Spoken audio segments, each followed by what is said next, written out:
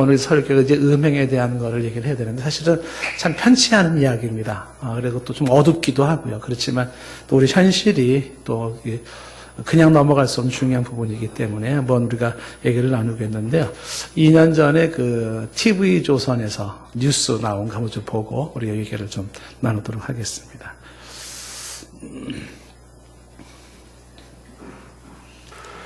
안녕하십니까. 오늘 뉴스쇼파는 지금까지는 남의 나라 일로만 여겨졌던 동성애가 우리 10대 청소년들 사이에서도 늘어나고 있다는 충격적인 소식으로 시작합니다. 전 세계적으로 에이즈 감염자 수가 줄어들고 있지만 우리나라만 늘어나고 있습니다. 특히 에이즈를 일으키는 원인 바이러스인 HIV 감염자는 이제 10,000명을 넘어섰고 특히 10대와 20대 감염자의 비중이 높아지고 있습니다. 이 에이즈 감염 경로를 두고 논란이 있긴 하지만 시내 곳곳에는 남성 동성애자를 위한 클럽들이 운영되고 있고 인터넷에서도 동성애를 다룬 만화를 쉽게 접할 수 있는 게 2016년 대한민국의 모습입니다. 먼저 박상현 기자입니다. 새벽 시간 서울 이태원의 남성 동성애자 전용 클럽입니다. 5명의 남성이 무대에서 여성스러운 춤을 추자 다른 남성들은 환호합니다. 화장을 한 남성은 머리를 길게 기르고 여장까지 했습니다. 거리에서는 남자들끼리 손을 잡거나 팔짱을 끼는 등 스킨십도 쉽게 볼 수 있는 풍경입니다. 다른 데서 온 거가 이제 다른 동네 사귀게 돼요? 그쪽에 돌고 내가 보니까 그런 것도 같은데 나도 내가 좀 평일날에는 사람 없는데 그 사람들이 잡아요. 서울 종로에서도 밤늦은 시간이 되면 남성 동성애자들을 쉽게 찾을 수 있습니다. 이곳 낙원동은 낮에는 직장인들로 붐비지만 이렇게 해가 지기 시작하면 동성애자들의 만남의 장소로 변합니다. 무지개는 남성 동성애자들의 상징. 이곳에서는 무지개색 우산을 든 남성들과 간판을 단 술집을 쉽게 찾아볼 수 있습니다. 진짜 그렇잖아. 막 말 나오면 에이드로 다 팁하고 있으면 그거 숙제도 있잖아요. 남자라는 게 호기심이 얼굴 보니까 부자한데요 뭐 그래. 동성애 문화는 10대 청소년들 사이에 파고들고 있습니다. 10대들 사이에서 동성애자를 뜻하는 신조어도 등장합니다. 비엘지오는 뭔지 알아요? 뒤에 남자들이 보여요. 걸러 팔짱 막 끼고 막 팔짱은 인상 안고 막 그런 애들. 몇 명이나 돼요? 한 4-5명 정도. 인터넷상에서는 동성애를 다룬 웹툰도 쉽게 찾아볼 수 있습니다. 웹툰에서는 남성끼리의 스킨십도 거침없이 묘사됩니다. 청소년들은 동성애를 소재로 한 웹툰을 무분별하게 받아들입니다. 많이들 보는 편이에요, 그런 거로? 아까 같은 문제가 별로 혐오하거나 그러진 않는 것 같은데. 그냥 보기 싫으면 안 보면 되니까. 동성애 허용 여부를 놓고 논란만 지속된 채 동성애는 어느새 젊은 층들 사이로 스며들고 있습니다. TV조선 박상현입니다. 소리가 이제 좀 자막이 좀 시원치는 않지만 우리 대한민국만 그 에이즈 환자 수가 지금 늘어나고 있다라는 것이고요. 동성애라고 하는 것이 이제 10대들까지도 좀 굉장히 깊숙이 침투해 들어가고 있다라는 그런 내용입니다. 그 80년 전에 그 영국의 에일스 베일이라고 하는 분이 계신데 이 사람이 어떤 사람이냐면 사탄 숭배 지도자예요. 여러분들 좀 생소할지 모르겠지만요. 공식적인 종교 활동을 하는 게 사탄 숭배자들이 있습니다. 근데 이 사탄 숭배 지도자였던 앨리스 베일리가 80년 전에 책을 썼습니다. 그 책이 어떤 책을 썼냐면 전 세계를 사탄의 나라로 만들기 위한 10가지 계획, 10가지 플랜이라고 하는 책을 썼는데 그 10가지 제목만 제가 읽어드리면요. 이렇게 되어 있습니다. 첫째, 교육 시스템으로부터 하나님과 기도를 제거시켜라. 둘째, 아동들에 대한 부모의 권위를 축소시켜라. 아동의 권리를 과잉되게 신장시켜라. 아동 체벌을 폐지하라. 셋째, 기독교적 가정 구조를 파괴하라. 성문란을 조장하고 광고, TV, 신문, 잡지, 영화 등을 이용하여 성적 쾌락이 인생 최고의 행복이라 부추겨라.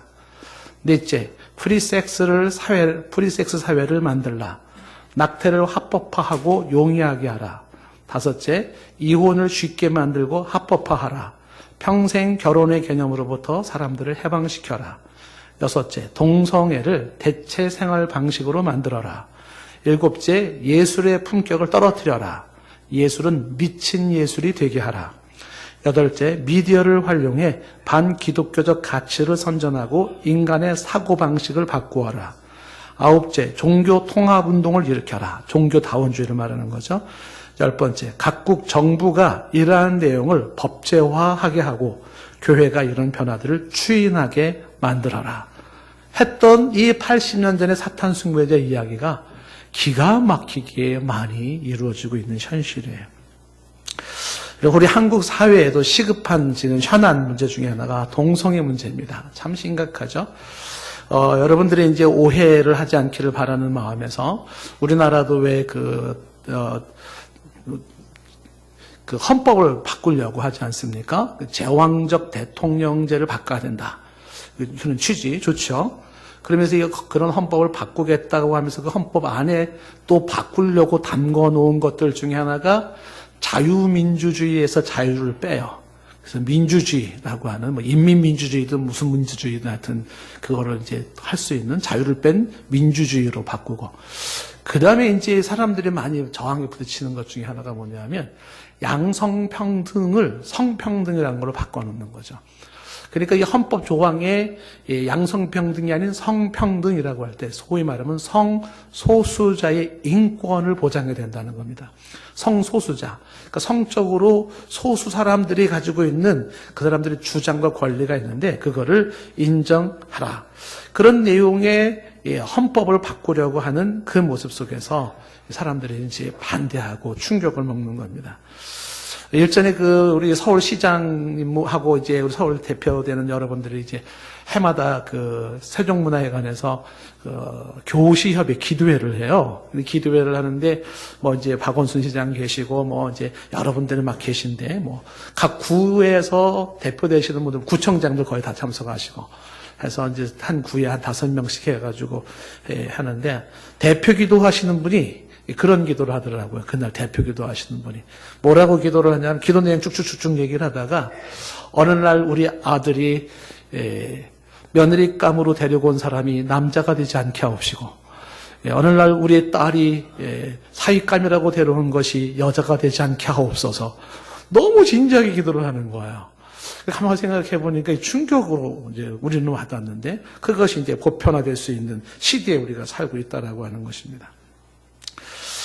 사람을 가장 빨리 그리고 쉽게 타락시키는 게 음행, 음란이라고 하는 것입니다.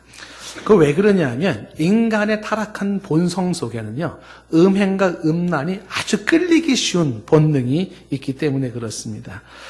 그래서 누구나가 다 그 음행과 음란에 의해서는요 넘어지기 쉽고 끌리기 쉽고 빠지기 쉬운 속성을 가지고 있습니다. 이 실태를 누가 잘 아냐면 사탄이 잘 알고 있습니다. 그래서 사탄은 이 방법으로 지금까지 역사 속에 수도 없는 자신의 목적을 달성했고 지금도 이 방법으로 자신의 목적을 달성하고 있는 것이 사탄입니다. 정상적인 사람이라면 그리고 건강한 사람이라면 누구나가 다 이 부분 앞에서는 자신할 수가 없습니다. 우리가 분명한 의식을 가지지 아니하면 그리고 확실한 판단을 가지지 아니하면 언제든지 이 부분에 저희들이 연루되기 쉽고 그리고 또 빠지기 쉬운 가능성이 있다는 사실입니다.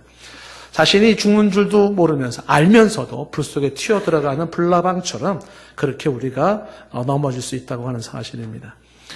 오늘 우리가 성경의 이 부분을 성경이 다루고 있다라고 하는 부분을 우리가 이건 고대의 책이 아닌 지금 오늘날 우리에게 준 책이다라고 하는 걸 다시 한번 생각을 해보게 되는데요. 고린도 도시는 상업 도시를 음란 도시라는 얘기를 서론에서 얘기한 바가 있습니다. 그런데 그 음란성이 어디에 들어왔냐면 교회에 들어온 겁니다. 문제는 그 교회라고 하는 거룩한 곳에 그 음란성이 들어왔습니다. 문제는 교회가 이 침투에 들어오는 이 음란을 받아주고 통용시키고 있다는 사실입니다. 거절하지 못하고 있는 것입니다. 이게 고린도 교회의 모습인 것인데요. 자, 어떻게 설명되고 있는지 1절에 보십시오. 1절에 보면 너희 중에 심지어 음행이 있다 함을 들으니 그런 음행은 이방인 중에서도 없는 것이다 라고 말합니다. 누가 그 아버지의 아내를 취하였다는도다 라는 예를 들고 있습니다. 여기 5장 1절에 심지어 음행이 있다라는 그 음행이라는 이 단어, 헬라어 단어, 그리스어 단어가 그게 바로 포르네이아. 여기서 나온 단어가 포르노라는 단어입니다. 포르네이아. 이 포르네이아, 포르노라고 하는 너희 중에 포르노가 있다는 것을 들었다. 이렇게 되는 거죠. 고린도 교회. 근데 이 음행이라고 하는 이 포르노라는 그 문자적인 뜻이 뭐냐면 상대방의 성적 욕구를 자극시켜서 성을 매매한다는 뜻이 있어요. 성을 매매한다. 그래야 바람직하지 않은 성행위를 일컫는 말이 포르노라 이렇게 일컬어집니다. 유사한 단어 중에 하나가 간음이라는 단어가 있는데 간음이라는 단어는 법적인 용어입니다. 그런데 이 포르노라고 하는 건 도덕적인 용어예요. 그러니까 법적으로 통제할 수 없지만은 그러나 더 깊고 넓은 의미의 도덕적인 면에서 부도덕한 성행위가 바로 포르노, 음행에 해당되는 겁니다. 기독교 윤리학에서는 이 포르노를 두 개로 구분해서 하드코어, 소프트코어로 구분을 시켜요. 하드코어라 그러면은 이제 성행위가 적나라하게 노출되는 걸 말하는 것이고, 소프트코어라는 거는 일부분 암시적으로 다루고 있는 것을 이야기하는 것입니다. 자, 그런데 우리 주변에는 그러면 이런 포르노라고 하는 음행이 과연 없는가? 많다는 거죠. 이미 청소년들이 성에 대해서 눈을 뜨기 시작할 때 되면은요, 쉽게 접하는 게 음란물이지 않습니까? 그래서 음란 영상, 음란 영화, 음란 만화, 음란 책, 음란 그림, 이런 것들이 다 해당되는 거예요. 이런 것들이. 이 외에도 또 이 포르노에 해당되는 게 매춘행인데요. 성을 사고 파는 행위입니다. 우리나라에서 그 헌금으로 이루어진 학교, 기독교 학교라고 하는 저 포항에 있는 대학교에서 그 학생회에서 그 세미나를 했는데 이 세미나를 한 겁니다. 그래서 이 매춘하는 분이 강사로 왔어요. 강사로 와가지고서 그분의 주장이 자본주의 사회에서 매춘도 자기의 몸으로 노동행위를 통해서 수익을 얻는 것이기 때문에 정당하다는 세미나를 한 겁니다. 그래서 학생들한테 그건 하는 게 문제가 안 된다. 그러니까 그 분위기 전체가 뭐냐면 학생들이 나도 그렇게 해서 돈 벌고 있어요. 뭐 이런 애들이 막 나오고 그러는 것입니다. 그래서 학교에서 이거를 제재를 했다가 제재하는 학교를 향해서 또 고소를 한 거예요. 왜 개인의 그런 권리를 침해하느냐 이렇게 되는 것이죠. 그래서 이거를 하나의 노동행위로서 인정해야 된다라고 하는 매춘행위의 정당성을 강조하고 있는 것이고, 아까 우리가 헌법에서도 그 소위 말하면 이제 성평등이라고 하는 부분에서 이걸 보장해야 된다는 거죠. 성소수자의 권리를 보호하라 하는 것이 그런 거를 보장해야 된다는 것으로 이제 같이 보장을 받으려고 하는 것입니다.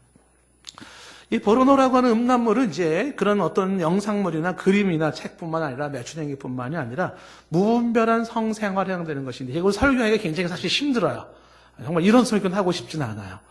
그런데 안 할 수가 없는 게 우리 현실이기 때문에 또 성도들이 너무 무지한 것도 그건 뭐 그것이 또 자랑이 아니니까. 그래서 제가 이제 어디까지 지금 얘기를 해야 될지 참 굉장히 혼란스러움 속에서 지금 얘기를 합니다만은 그 무분별한 성생활에 해당되는 것도 이 포르노에 해당되는 건데요. 소화 성행위, 애기들을 가지고 성적으로 다루는 거. 그 다음에 동물하고 관계를 갖는 거.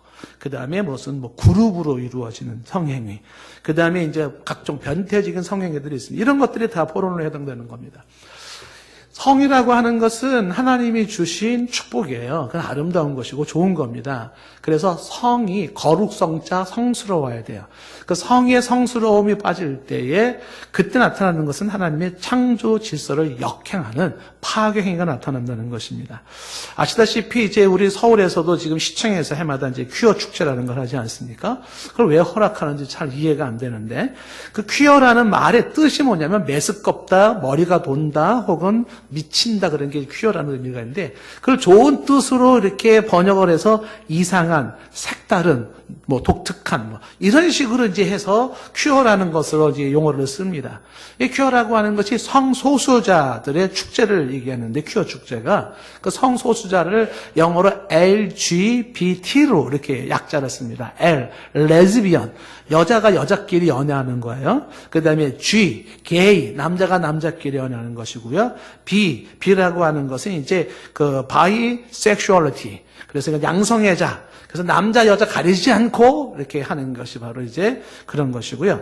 그 다음에 T라고 하는 건 트랜스젠더라고 그래서 성전환자를 말을 하는 겁니다.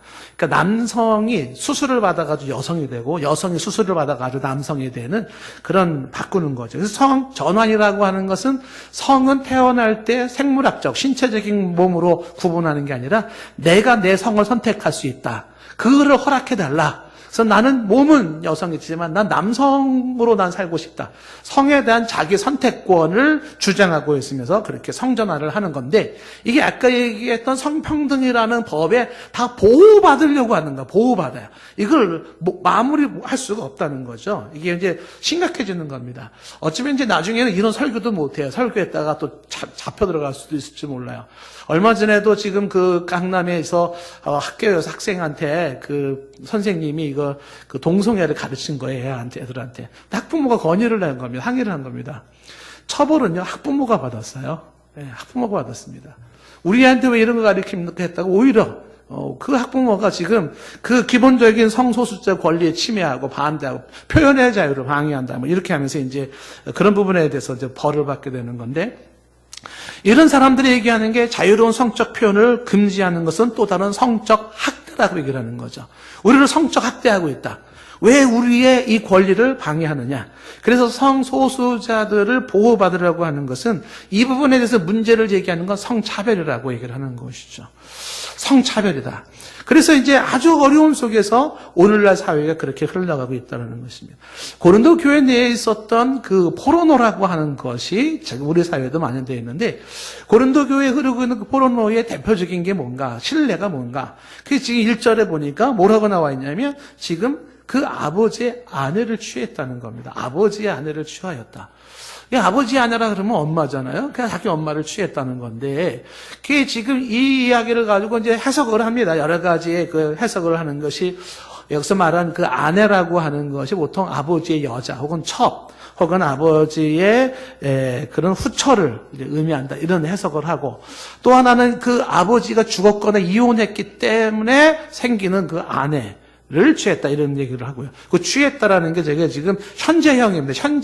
현재로 그렇게 취하고 있다라는 뜻인데 또 하나가 여기 보면은 아버지 아내를 취했다라고 하는 그 남자인지 여자인지 그 사람을 나무라지 이 아버지 아내 자체를 나무라지 않는 걸 봐서는 그 아버지 아내가 이방 사람들 혹은 불신자였을 것이다. 여러 가지 해석을 합니다. 그런데 분명한 사실은 뭐냐면 아버지 아내를 취했다라는 것이 바로 이게 근친상간에 해당되는 겁니다. 여러분이 집에 가셔서 레위기 18장 6절 이하에 보시면은요, 근친상간의 사례들을 구체적으로 쭉 나와 있습니다. 뭐 오빠와 동생 사이에 뭐 고모, 이모 막 할 거 없이 쭉 나오는데 그 중에 하나가 아버지의 아내를 취하는 내용이 나온단 말이에요. 그런데 거기에 결론이 뭐냐면 이런 사람들은 사형시키라. 율법에 사형시켜라. 죽여버리라고 되어 있습니다. 하나님의 법은. 여러분이 이제 신명기에 신명기 27장 20절 한번 참고해 보시면요. 여기는요. 신명기 27장 20절. 거기 보면 그의 아버지의 아내와 동침하는 자는 그 아버지 하체를 범했기 때문에 저주를 받는다고 되어 있습니다. 저주. 백성들은 아멘해야 돼요. 다시 말하면 음란 행위의 결과는 저주에 해당된다는 것이 하나님의 말씀입니다. 문제의 심각성은요. 여기 자체로 끝나는 것이 아니라 고린도 교회가 이렇게 그 근친상간까지 통용되고 있는 이 고린도 교회에 오늘 말씀 2절에 보니까 이렇게 되어 있어요. 그리하고도 너희가 오히려 교만하여져서 어째 통한이 여기지 아니하고 그리고 어찌 그 일을 행하는 자를 너희 중에서 쫓아내지 아니하느냐라는 이야기입니다. 통한이 여기지 않는다. 슬퍼하지 않는다. 애석하게 여기지 않는다라는 것이죠. 쫓아내지 않는다라는 건 교제권을 끊어야 되는데 계속 교제권을 두고 그리고 공동체에 허락을 하고 있다는 것입니다. 이것도 더 문제인 거예요. 동성애나 혹은 각종 음란함도 문제지만 더 큰 문제는 뭐냐면 이런 부분을 통한이 여기지 못해요. 이런 부분에 대해서 쫓아내지 못한다는 것입니다. 무슨 얘기냐면 통증이 사라진 질병이에요. 여러분, 질병 중에 가장 무서운 질병이요, 아픔이 없는 겁니다. 통증이 없는 거예요. 사람이 아프면 아플수록 빨리 병원을 간다든지 약을 찾습니다. 그런데 아프지가 않아요. 그러면 그 질병이 심각한 거예요. 가끔 암을 진단하던 의사 선생님이 이렇게 얘기를 합니다. 아, 이제는 틀렸습니다. 암이 너무 커졌습니다. 왜 그래요? 그동안 좀 멀쩡했는데요. 얘기를 하죠. 요놈의 암덩어리는 이렇게 커지기까지 증세를 드러내지 않는답니다. 라고 얘기를 하는 거예요. 그러니까 증세가 없으므로 내버려 두었더니 이미 커질 대로 커져서 더 이상의 손을 쓸 수가 없다는 겁니다. 뭔가 이상이 있었을 때는 아파야 되거든요. 괴로워야 되거든요. 그리고 슬퍼져야 돼요. 근데 그게 없다라는 거예요. 어째야 통한이 여기지 아니하느냐는 거죠. 그러니까 이게 문제라고 하는 거죠. 이게 영적인 문둥병자로 제가 설명을 합니다만, 영적 문둥병, 나병 환자의 특징이 아픔이 없는 거예요. 아침에 일어났는데 발가락이 하나 없어졌어요. 어디 갔나 봤더니 양발 속에 있는 거예요. 아픔이 없어요, 아픔이. 몸이 썩어가고 있고 진물이 나고 있고 손가락, 발가락이 떨어져 나가는데 아픔이 없어요. 이게 심각한 거죠. 어째 이것이 교회 안에서 들어왔는데도 불구하고 통한이 여기지 않느냐? 왜 아파하지 않느냐? 왜 그를 쫓아내지 아니하느냐? 라고 이야기를 하는 겁니다. 사람이 살면서 정말 무서운 질병 중에 하나가 이 없을 무자, 이 무에 해당되는 건데요. 에베소서 4장 18절 말씀에 이렇게 말씀을 합니다. 세 가지 산무를 봅니다. 산무.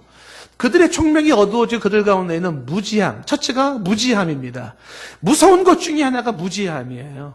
그 모른다고 하는 그 무지함이 만들어낸 비극이 있어요. 무지의 비극이 있습니다. 근데 또 하나의 무가 뭐냐면 그들의 마음이 굳어져서 말미암아 하나님의 성령에 떠나는데 마음이 굳어졌다고 되어 있잖아요.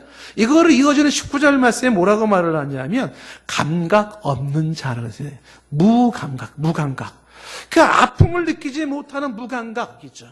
이게 문제인 거예요. 뭔가가 좀 찔림이 있어야 되고 뭔가 그 아픔이 있어야 되는데 그게 없는 거예요. 무감각. 그리고 자신을 방탕에 방임합니다. 방탕에 방임하는 게 뭐예요? 무력함이에요. 그러니까 이런 무가 이게 사람을 죽이고 사회 공동체를 죽이는 거예요. 무감각이 무의지가 만들어내는 비극이 있다는 것이죠. 여러분, 죄에 대해서는 마땅히 혐오해야 되고 마땅히 분노해야 되고 죄에 대해서는 거부해야 되고 죄에 대해서는 싸워야 되는 거예요. 근데 언제부턴가 죄에 대해서 그거를 분노하고 싸우려고 하지 않아요.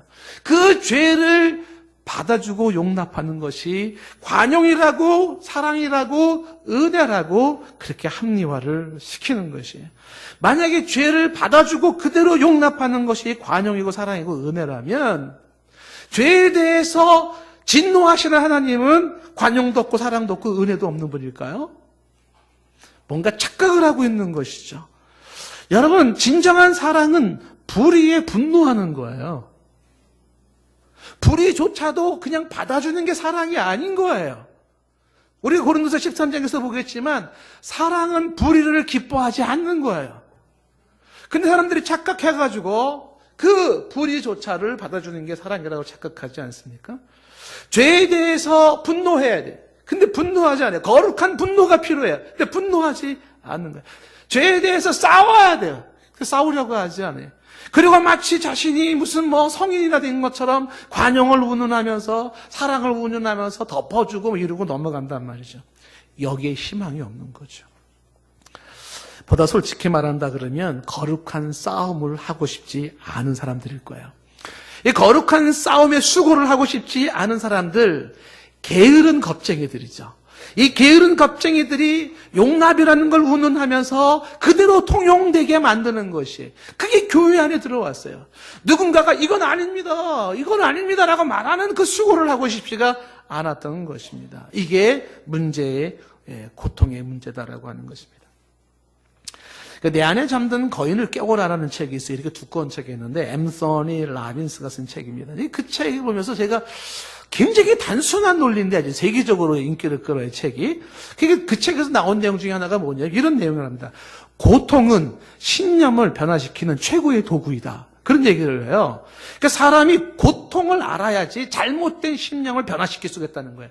어떤 습관성으로 저는 바꾸고 싶은데 안 돼요. 이런 잘못된 그런 습관이 있는데 안 바뀝니다. 어떻게 하면 되나. 수많은 이야기를 할 때 이분의 상담 내용 결론은 뭐냐면 그 문제 때문에 지독하게 고통해야 된다는 거예요. 고통이 심하면 심할수록 변화가 생긴다라는 것이죠. 안 좋은 고통이 바뀐다. 고린도 교회의 약점이 뭐냐?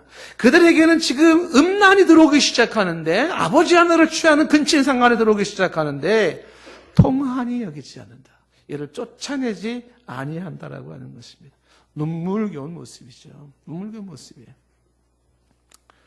그런데 이 모습이 지금 이렇게 얘기를 하고 있습니다. 어떻게 얘기를 하고 있냐면, 다시 1절 말씀해 보시면은요, 1절에 보시면은, 너희 중에 심지어 음행이 있다 함을 들으니 그런 음행은 이방인 중에서도 없는 것이라고 얘기를 해요.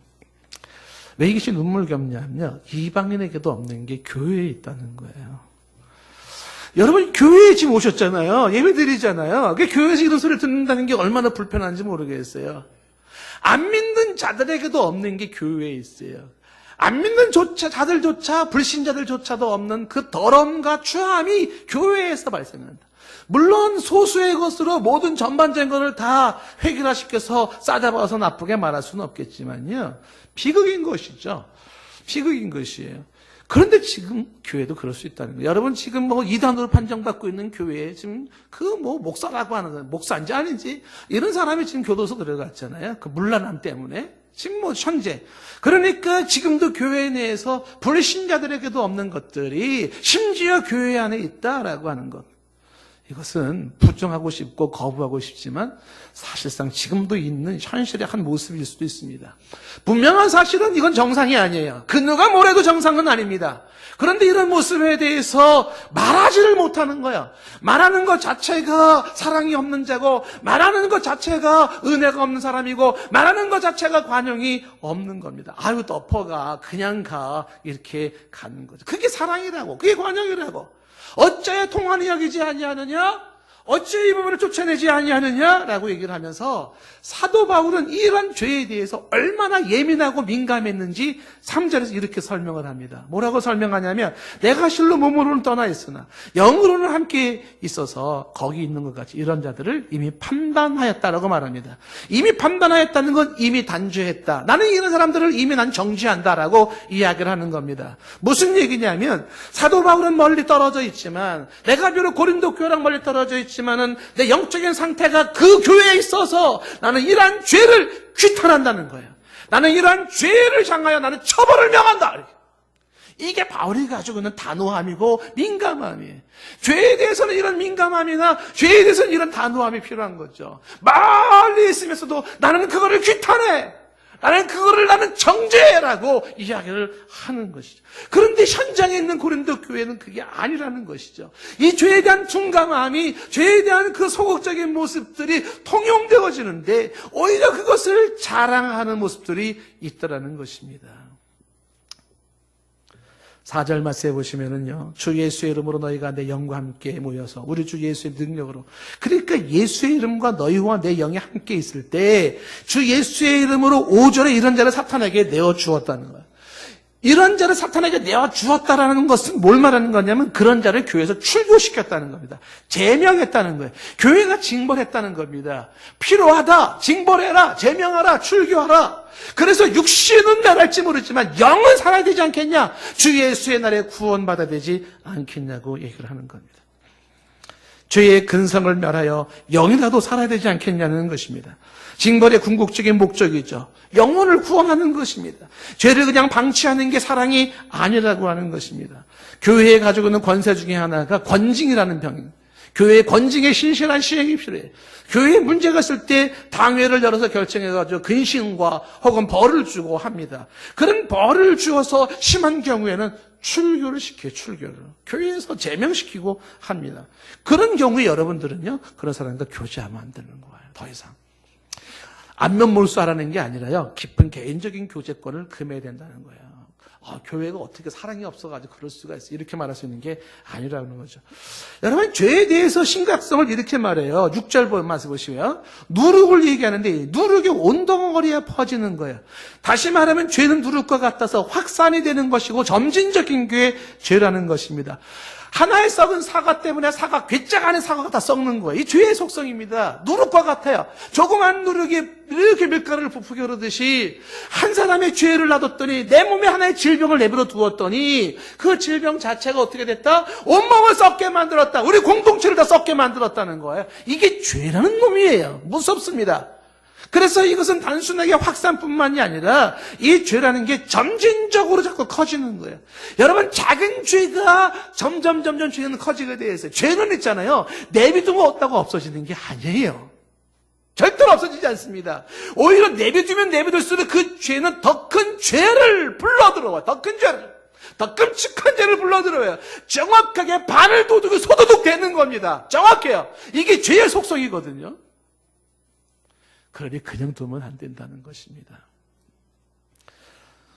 미국에서 여러분 살인을요 300명 이상을 한 살인범이 있어요. 그 살인범이 어마어마합니다. 그래서 사형당했어요. 그 사람 처음에요 범죄 시작은요 옆에 사람 물건 있고 하나 훔친 것에서 시작된 거예요. 작은 죄가요 감각을 이렇게 만들어요. 무감각해지는 거예요. 소단의 개구리처럼 감각을 잃어버리면서 말미암아 그렇게 끔찍한 일을 벌인다는 것입니다. 물론 아이들의 사소한 것을 너무 심하게 그걸 가지고 어떻게 하라는 얘기는 아니지만은 그러나 그런 죄의 점진성을 예의해 주셔야 됩니다. 8절 말씀에 그러므로 우리가 명절을 지키되 묵은 누룩으로 하지 말고 그러니까 악한 누룩으로 악하고 악에 찬 누룩으로 하지 말고 누룩이 없이 오직 순전함으로 하라라고 얘기를 합니다. 자, 7절 말씀부터 설명을 좀 잠깐 하면은요. 7절에 너희는 누룩 없는 자인데 라잖아요. 이 누룩 없는 자라는 게 죄사함을 받은 자인데 그런 의미입니다. 죄사함을 받았어요. 주 예수께서 보혈을 흘림으로 죄값을 치러주셨어요. 그래서 죄값을 치료를 받았습니다.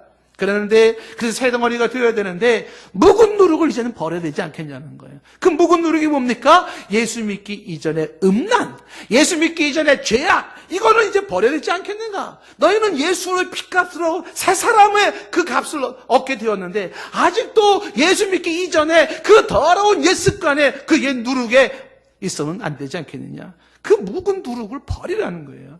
묵은 누룩, 그 죄에 가득 차 있었던 그 음란과 더러운 죄를 벗어버리라는 거죠. 우리의 유월절 양, 곧 그리스도께서 희생되셨다는 것은 예수님이 값비싼 희생으로 죄값을 지불했다는 것입니다. 그런데 어떻게 죄에 더 머물 수 있겠는가라고 이야기를 하는 것입니다. 8절 말씀에 명절을 지키되 우리가 유월절 명절을 지킬 때 어떻게 지킬까요? 누룩으로 하지 말아라. 상징하는 바가 악하고 악에 찬 누룩이죠. 공동 번역에는 이 악하고 악에 찬 누룩을 사악과 음행이라는 묵은 누룩이라고 설명했는데 맞아요.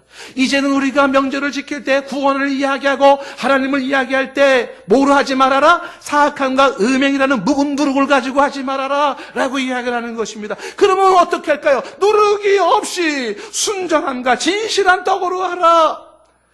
구원을 이야기하고 예배하는 삶에 우리가 순결과 진실함으로 나아가야 할 것이라는 것이. 우리의 모든 삶이, 크리스찬들의 모든 삶이 명절이에요. 크리스찬의 모든 삶이 부활절이고 모든 삶이 오순절이고 모든 삶이 성탄절이에요. 그런 명절을 명절로 지키기 위하여서 그 누룩, 그 더러운 옛 누룩, 묵은 누룩, 그 음행과 더러움으로 하지 말아라. 순결함과 진실함으로 살아가라고 말합니다. 시간이 많지 않기 때문에 간단히 얘기를 하지만은요, 요한계시록 17장, 18장은요, 음녀에 대한 심판에 대한 얘기입니다. 그 음녀가요, 바벨론으로 상징해서 세상을 의미하고 있습니다. 그 음란한 세상에 대한 심판이 요한계시록 17장과 18장에 나와 있습니다. 그 음녀에 대한 심판을요, 요한계시록 17장 1절 끝부분에 가면 이렇게 나와 있습니다. 끝부분에 보시면요, 큰 음녀가 받을 심판이라고 되어 있어요.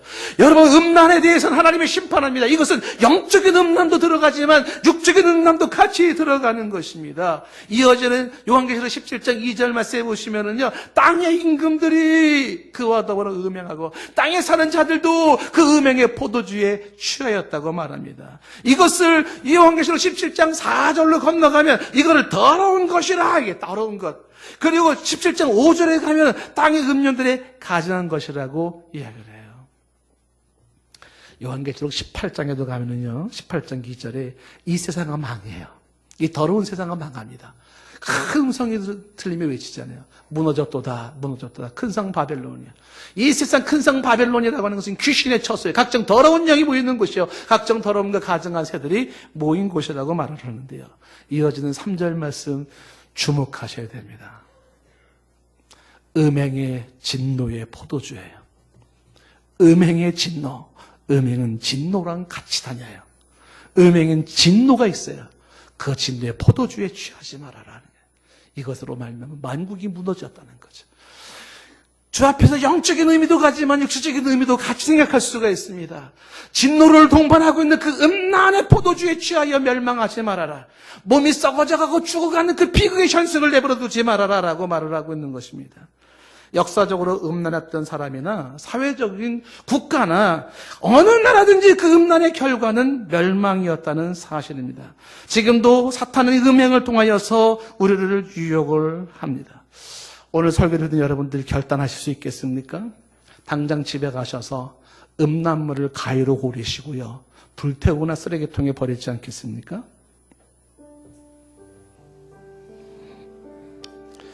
인생은 음란하지 않고도 얼마든지 아름다울 수 있고 즐거울 수 있으며 행복할 수 있습니다. 음행을 버리면 삶이 신선해지고 건강해지고 밝아집니다. 음행을 버리시고 죄를 혐오하십시오. 죄를 싫어하십시오. 죄를 향하여 고개를 흔드실 수 있기를 원합니다. 우리의 몸으로 하나님께 영광을 돌립시다.